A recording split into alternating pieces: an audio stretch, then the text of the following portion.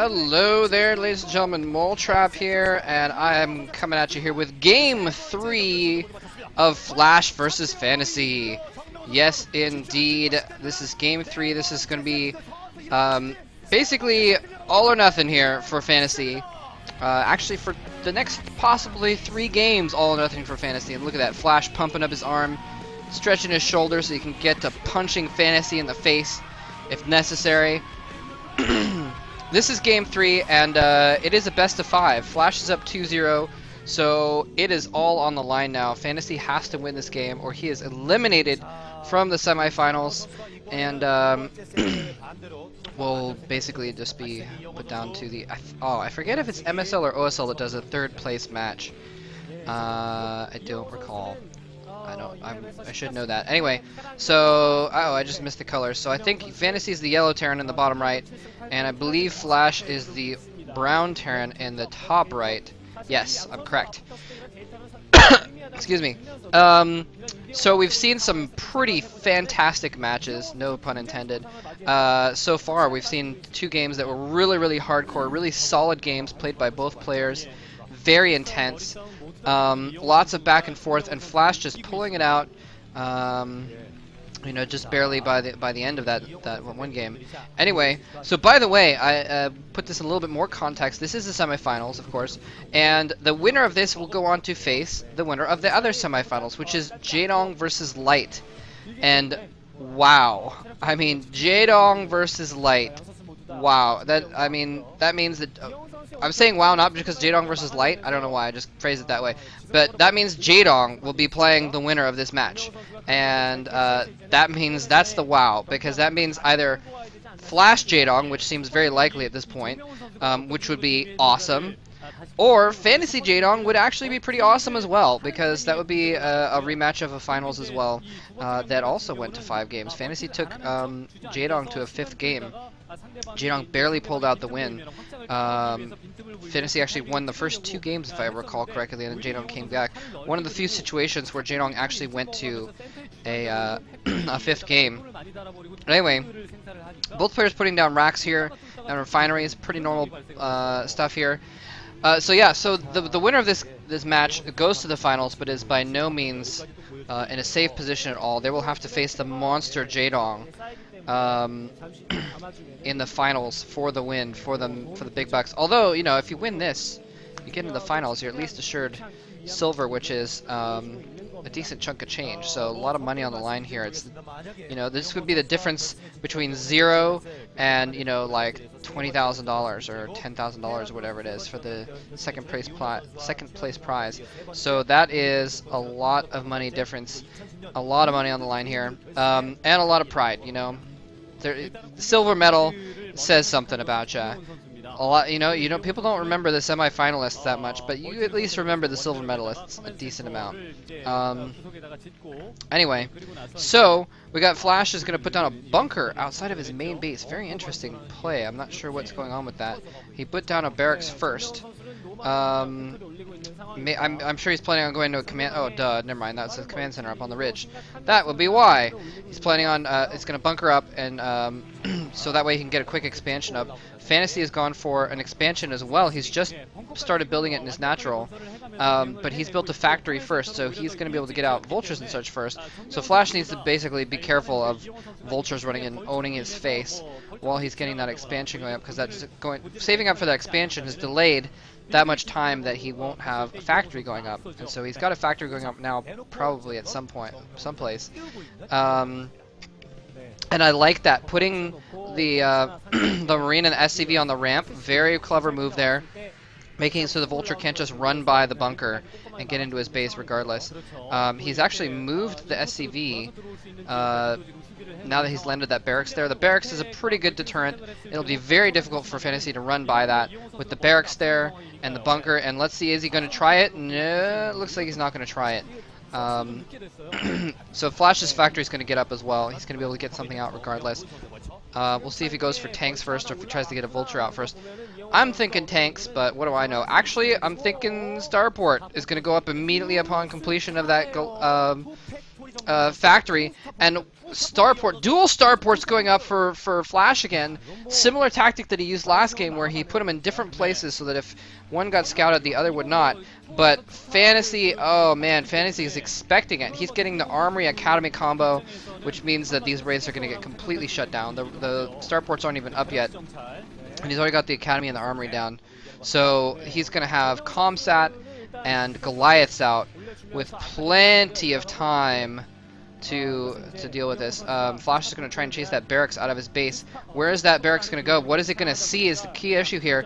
What is he going to scout? And this is the reason why it's important that Flash separated his starports, because now Fantasy is going to go up there and scout that single starport. He thinks it's one port Wraith without Cloak, or he is, at least has no evidence that it's anything else.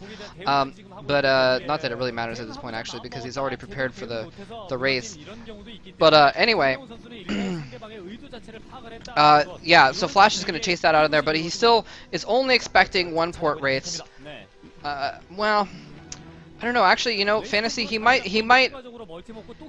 can only expect one port Wraiths, but he didn't see that second factory, and he knew that Flash, he probably knows that Flash went for a 2-port Wraith last game, so he might suspect that and actually be prepared for it. Either way, he's going to have to make some Goliaths, so it doesn't really matter too much. It's not going to be a huge difference in the way that Fantasy reacts here. And Fantasy sending some Goliaths up to try and save his barracks from this Wraith. Oh, he's gonna, oh! Flash on top of it, spots that, and gets that Wraith out of the way in time. He's gonna run back to the main here, but 2 more Goliaths have popped out. Oh, he's gonna see, he does see the Goliath there. He's gonna try and attack some SCVs, try and pick off a single SCV, but what are the Goliaths doing? Why are the Goliaths running away from that Wraith while an SCV dies? Interesting strategy there. Another Wraith coming in. 2 Wraiths are going after that barracks. He's going to have to fall them back. He's kind of getting surrounded there. Actually, Fantasy misses his opportunity to really surround those Wraiths. He could have put those Goliaths in the way and chased them off and kind of trapped them up there. Would have been interesting, but misses that opportunity. Anyway, so Flash now has 3 or 4 Wraiths out now, and Fantasy has plenty of Goliaths, so hopefully Flash is building tanks, because he's going to need something on the ground, otherwise he's just going to get walked over. I mean, I'm sure he's building tanks at this point, but these Wraiths are doing nothing whatsoever. He gets Cloak up, he's going to kill off this barracks with Cloaked Wraiths. Okay, interesting, kind of unnecessary cloakage there, but what else is he going to do? And Fantasy actually expanding again. Wow, Fantasy taking this opportunity to expand, and that really is actually a very smart move, especially if he just comsetted and saw that Flash only had the 1 factory up, and well, he's got a few tanks, but still, with all that money pumped into Wraiths, and Fantasy having the perfect counter with the Goliaths, Fantasy has map control here, and he has the advantage, the military advantage, defensively at least, because Flash has kind of it's not like he can just roll over Flash, because Flash has those tanks, but Flash doesn't have enough tanks to actually move out and attack with against those Goliaths, and presumably some tanks of his own. So Fantasy is very secure to just go ahead and take that expansion, and it looks like he's taking another expansion in the bottom left, and I actually really like this maneuver. I really like this this move by Fantasy.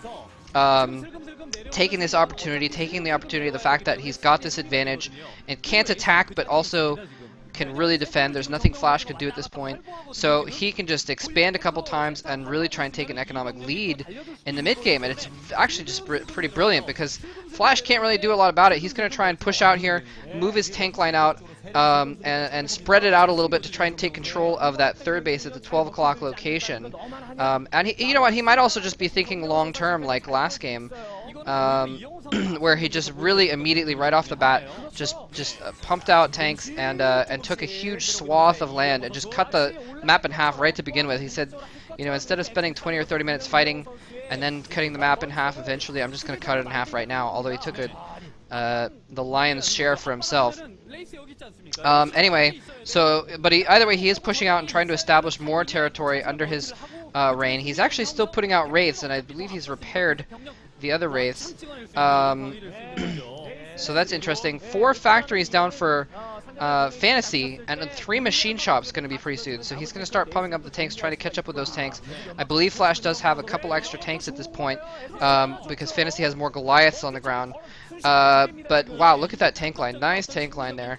And there's a sizable amount of Wraiths here, actually. Coming in cloaked, they're going to start picking off SCVs. He has enough, he can one-shot these SCVs, so he's actually going to kind of come back and use some Wraiths after all. He's going to have to run away from that turret. Nicely placed turret there, but he's going to uses up a comsat. He's going to run in here, try and pick off more SCVs. Again, running away from the turret, though. And is he going to come in here and pick off more SCVs? Oh, he's afraid of that Goliath and that turret. Well, is he going to micro around? He may micro around over there and try and pick off some more stuff. He's got enough Wraiths that he could probably take out a turret without too much trouble. He might lose a Wraith because some of them are damaged. But, wow, he's doing a ton of damage, though, without even getting anywhere near these turrets. So nicely done by him. Look at this, picking off SCVs left and right. He's gotten several SCVs now, and he's just going to exit the area. Oh, he needs to be careful not run into Goliath. Oh, he needs to turn around there. By the way, completely random, off topic, but I'm sorry for the audio quality on my last video on Game 2. I didn't realize that my recorder was set to record my built-in microphone instead of my headset mic, so my built-in mic is not as good. Anyway, sorry about that.